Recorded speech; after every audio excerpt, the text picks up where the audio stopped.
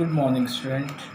आज हम लोग ढहते विश्वास कहानी का सारांश जानेंगे।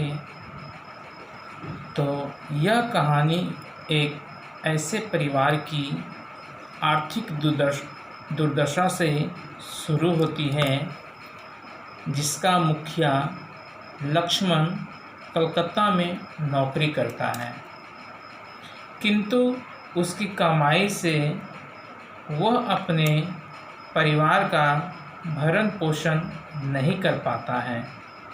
इसलिए उसकी घरवाली लक्ष्मी, यानी उसकी पत्नी का नाम था लक्ष्मी, तहसीलदार साहब के यहाँ काम करके उस कमी को पूरा करती है। उसके पास 1 बीघा खेत भी है, लेकिन बाढ़, सूखा, तूफान के कारण वह खेत से भी हाथ धो बैठती हैं।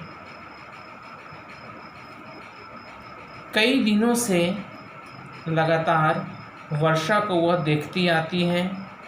वर्षा को देखकर उसके मन में एक भय सा समा जाता है कि इस बार भी बाढ़ निश्चित रूप से आएगी। लक्ष्मी का घर तूफान से टूट गया था।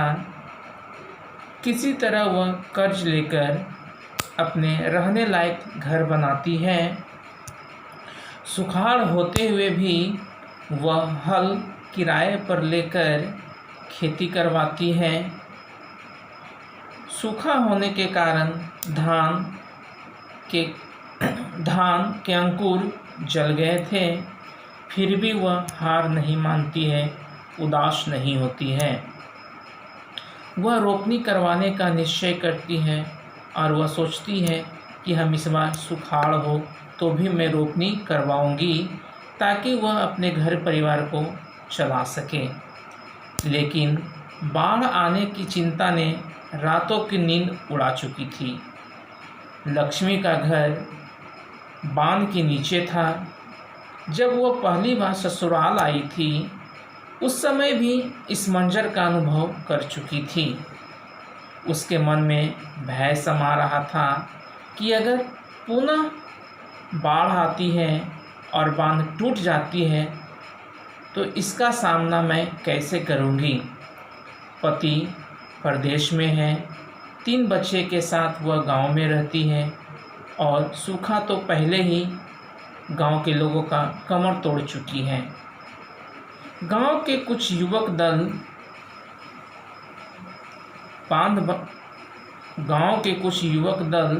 दल बनाकर बांध की सुरक्षा के लिए वह सब बांध के निकल चुके हैं।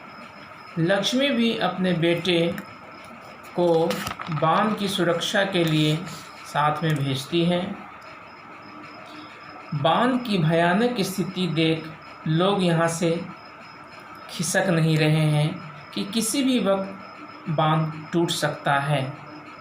लक्ष्मी ने कुछ खाने की सामग्री, चूड़ा, फरही, गुड़, कुछ कपड़े, कुछ बर्तन अपने साथ कर लिए कि जब बांध का मंजर आएगा, अगर बांध टूट जाती है तो वो सब सामानों के साथ लोगों के साथ भाग सकती है।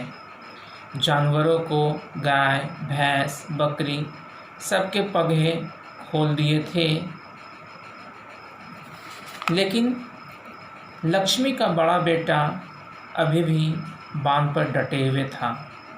वह लोगों से आग्रह कर रहा था कि सभी लोग ऊंचे स्थान पर चले जाएं और गांव खाली कर दें।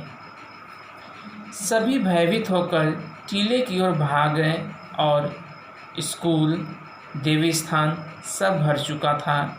कहीं भी रहने की जगह नहीं थी। चारों तरफ पानी ही पानी नजर आ रहा था। अब गांव वालों का मात्र एक सहारा विश्वास माँ चंडेश्वरी के ऊपर ही था। लोग माँ से प्रार्थना कर रही थी किसी तरह इस बला को टाल दे। लक्ष्मी भी अपने बड़े बेटे की आशा छोड़ दोनों बच्चों को लेकर उदास मन से वह भागे जा रही थी, क्योंकि बांध टूट चुका था और बहुत तेज से पानी की धारा गांव की ओर आ रही थी। सब कुछ जलमग्न हो चुका था। चारों तरफ त्राही चित्कार सुनाई दे रहा था। जो यह मंजर दिल को भयभीत कर रहा था। लोग एक दूसरे से बचाव के लिए पुकार कर रहे थे, लेकिन सुनने वाला कोई नहीं था। लक्ष्मी बेहोश हो चुकी थी। जब उसको होश आया तो उसका छोटा बेटा लापता था। वह रो और चिल्ला रही थी अपने बेटे के लिए, लेकिन सुनने वाला वहाँ कोई नहीं बचा हुआ था। वह अपने पीछे देखी। उसका मन बिल्कुल शून्य पड़ चुका था, स्थिर हो चुका था। वह एक बच्चे के बगल में देखती है और उस बच्चे को ही अपने गोद में उठा लेती है। वह बच्चा मरा हुआ था। वह समझती है कि वह बच्चा उसी का है।